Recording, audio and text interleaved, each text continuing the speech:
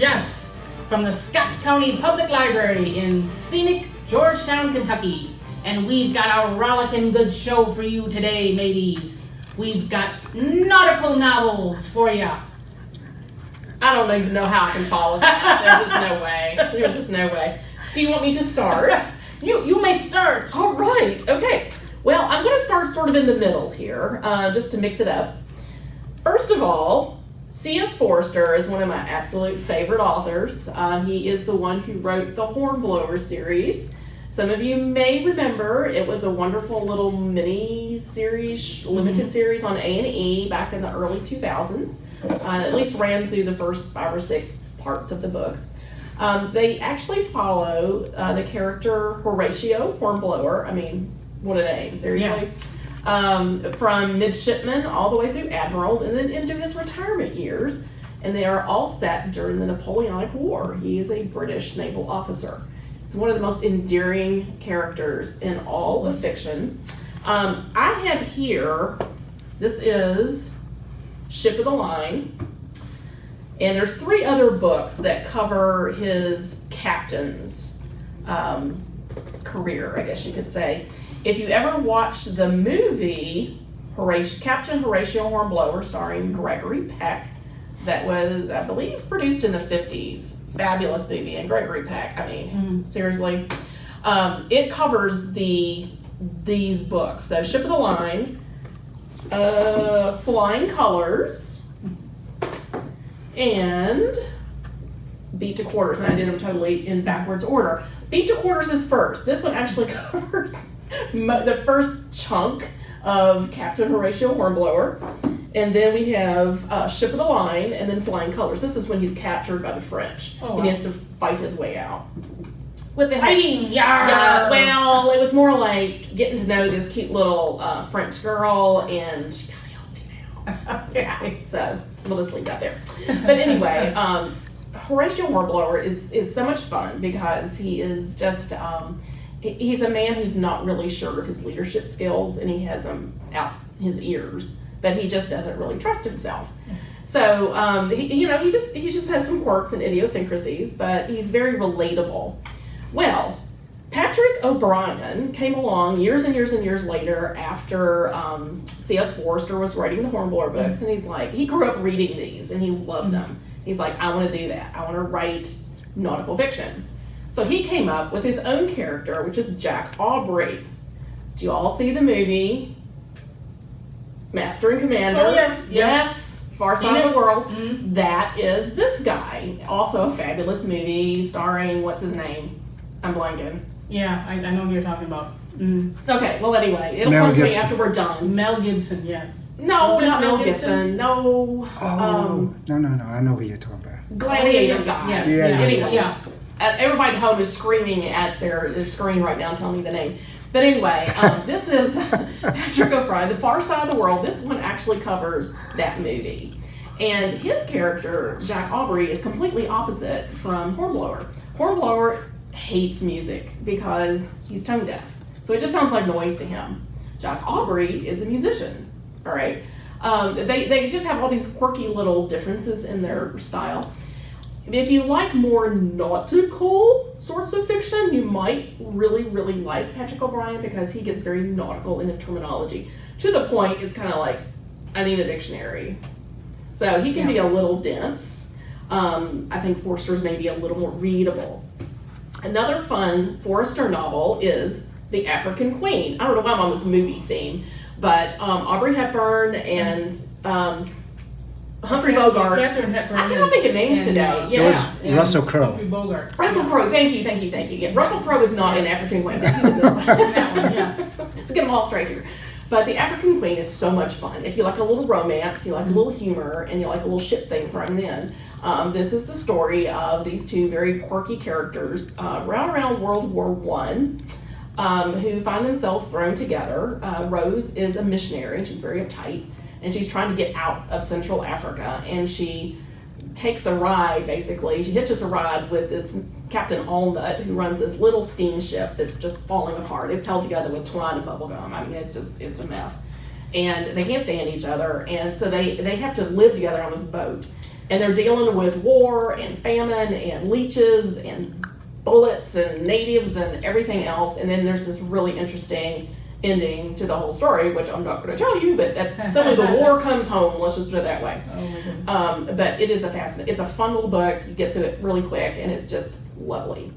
On the opposite side of that, we have The Terror. This one is completely different from all the rest. It is actually written by Dan Simmons. It also was a limited series, I think on Netflix, but which I hadn't seen, honestly.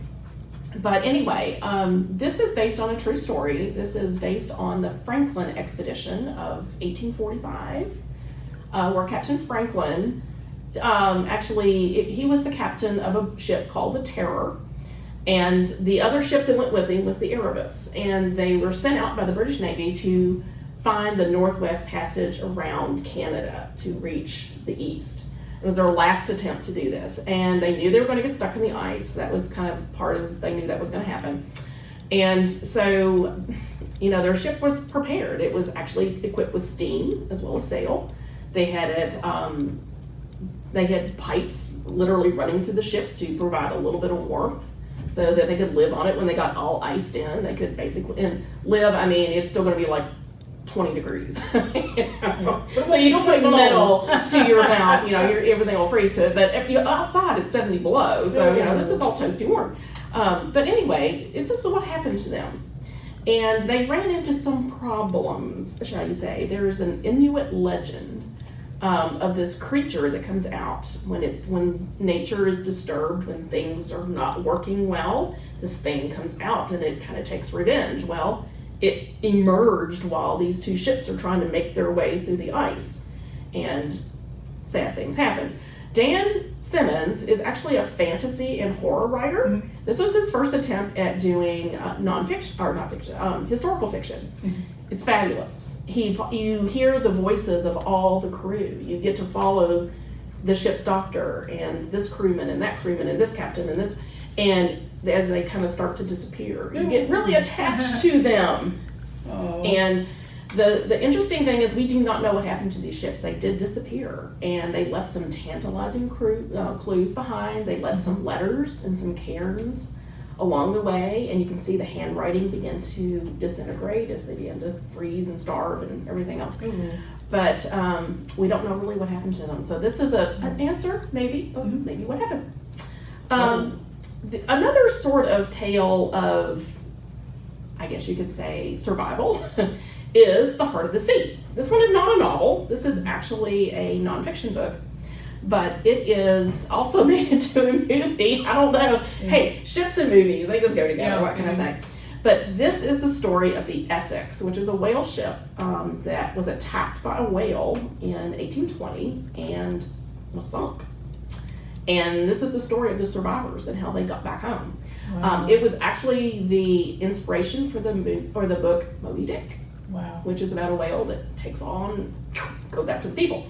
So this is, if you like, nature gets back. Yeah, it definitely does. Yeah. It's a fascinating book. It reads like a novel, and there's just a lot of information in there just about the whaling industry and this really interesting community. I have so much respect for these guys. This was the hardest way anybody could ever make a living. You can't convince me otherwise. Wow. So I highly recommend that one. All right. So I'm going to turn it over to you. Okay, well, we're going to go right into the 1660s, in the heart of the classic pirate era. And we've got pirate Latitudes. You knew I had to bring pirates into it, right? Yar! A pirate Latitudes. Avast ye landlubbers. Anyways, Pirate Latitudes is by Michael Crichton. And we're in the 1660s with this, believe it or not, this is like a heist. Ocean's 11, where he gets all these people together and they do this massive heist. Well, this is a pirate heist. This Captain Charles Hunter, he's a privateer. Okay. He has the tacit approval. He's a slightly above pirate. Yeah. Slightly above pirate.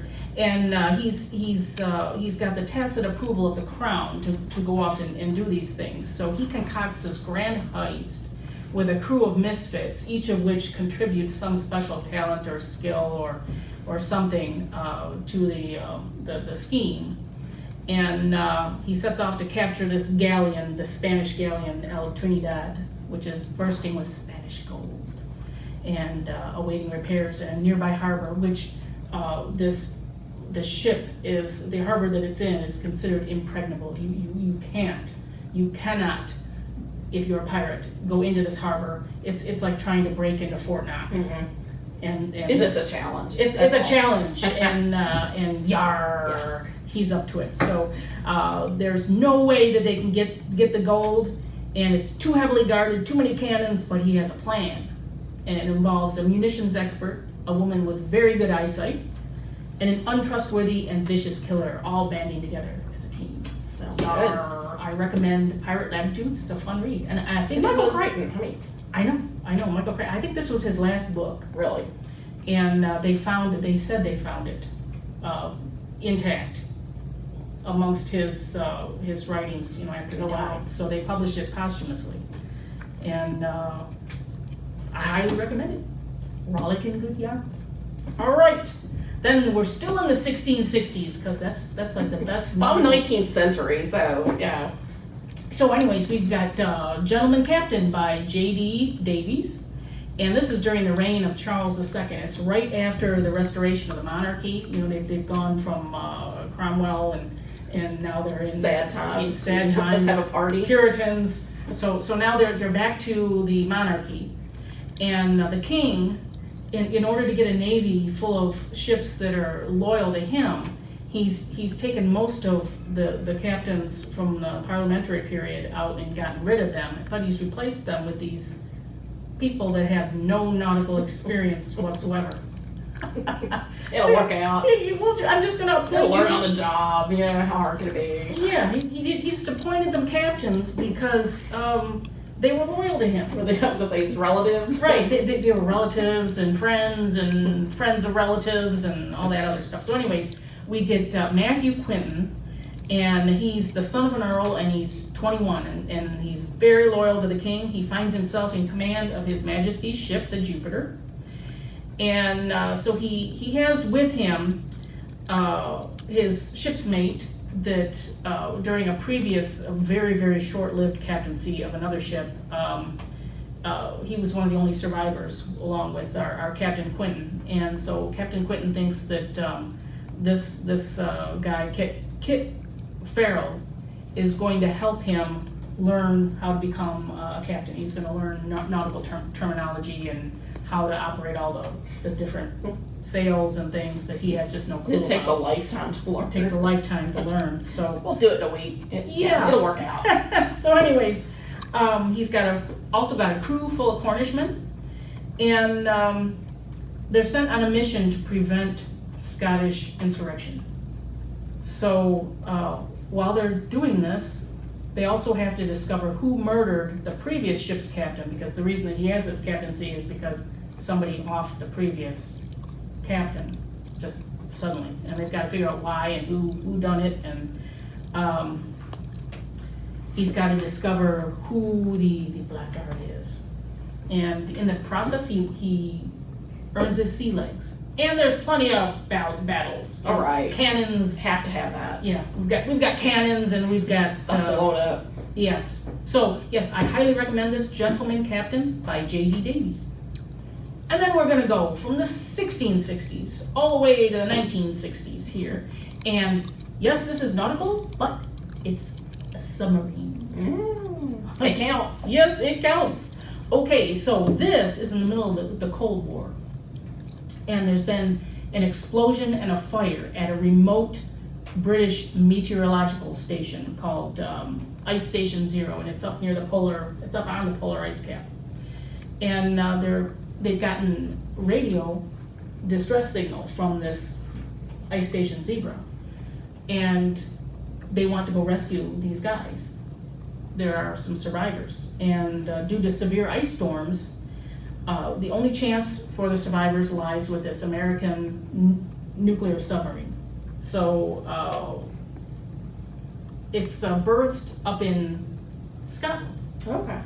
And before he can get underway to get these survivors, a British guy, he says he's a civilian doctor, comes and presents papers from the British Admiralty and from Washington, saying that they need to take him on board and he's going to help them rescue these people.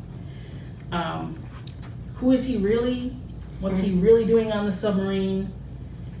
Was the explosion on Ice Station Zebra an accident? Mm-hmm. Was it sabotage? Mm-hmm. So you're kind of reading along with this character, the British civilian doctor, who says his name is Carpenter, and Do you trust him? Do you trust him? He's a main character, so I think you start with the premise that yeah, he's an okay guy, and he's trying to find out what went wrong on Ice Station Zebra. But were the Russians involved? Mm-hmm. And what is the real purpose of this British doctor on board? So they do go into a lot of how the submarine works, and a lot of that completely went over my head, because even though I wear this pirate hat,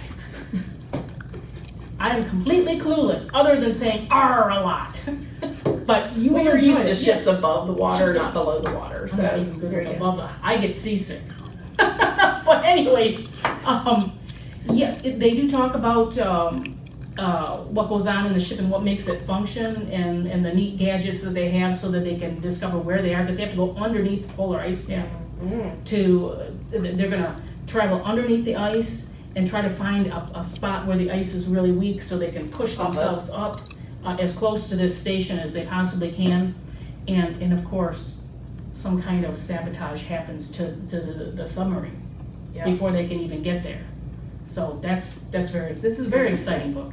And there is a movie, and we do have the movie here, but it's not the same as the book. It's a bit different. So you probably get two different experiences, reading the book, which I really enjoyed the book, or watching the movie. Well, that goes for honestly just about any of these. Yeah. You've got the movie, which is fun and is great, but the book is going to give you a whole different depth that, Yes. stuff that got left out. Yes, but we have them both. You know, We at have the Scott both. County Public Library, you can have the DVD or you can have the book. Yes. So anyways, I do have a couple more. I'm just going to tell you briefly about Julian Stockwin. He is another nautical author. This book is called Artemis, and this one takes place in the 1700s.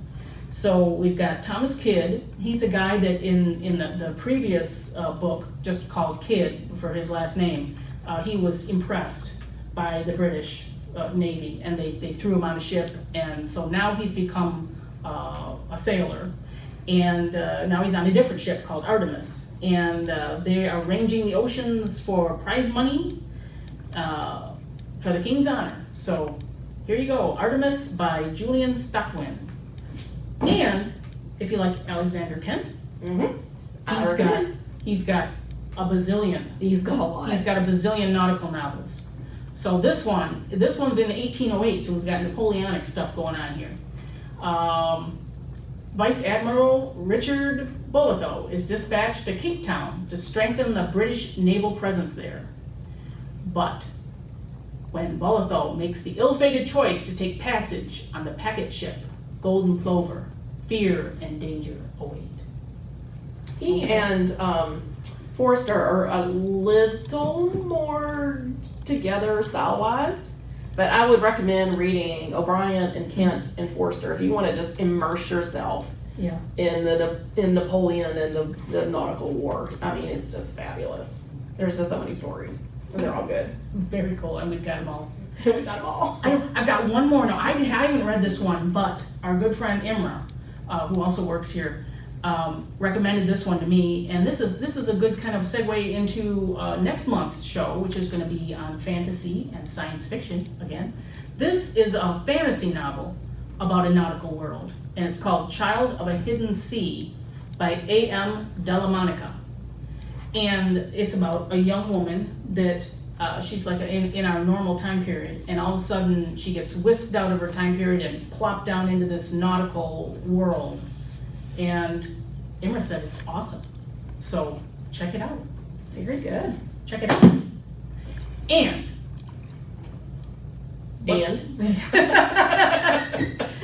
come in to the Scott County Public Library and check out any one of these books, or you can download probably a lot of them on our apps, the Hoopla and Libby apps that we recommend, or you can check out a lot of these books have movies made out of them.